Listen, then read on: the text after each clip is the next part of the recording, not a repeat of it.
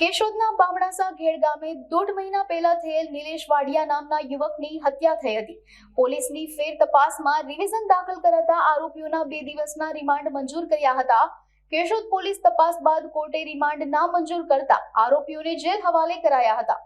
મૃતકના પરિવારે સાચી દિશામાં તપાસ કરવામાં આવે તેવી એસપીને રજૂઆત કરી હતી, જેના પગલે માંગરોળ સર્કલ પીઆઈને આ તપાસ સોંપવામાં આવી હતી. રિવિઝન અરજી આધારે Keshod additional district and session કોર્ટના જજ મિલન ગિરીશચંદ્ર દવે 2 દિવસના રિમાન્ડ મંજૂર કર્યા છે.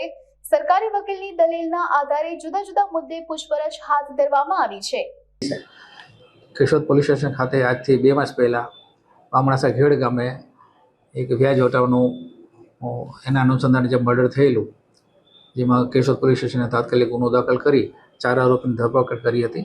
જેમાં 3 આરોપીના રિમાન્ડ માંગવામાં આવતા નામદાર કોર્ટે નામંજૂર કરેલા અને જે બાબતમાં આગળની તપાસ સીપીઆઈ માંગરોળની શ્રીને સોંપવામાં આવેલી. તેઓએ આ કામે રિવિઝન અરજી દાખલ કરાવતા કેશોદના એડિશન જજ સાહેબ, સેશન જજ સાહેબે તેઓના રિવિઝન મંજૂર કરી દિન 2ની રિમાન્ડ સોંપવા માટેનો હુકમ કરેલો છે. આગળની તપાસ સીપીઆઈ માંગરોળના ચલાવી રહ્યા છે.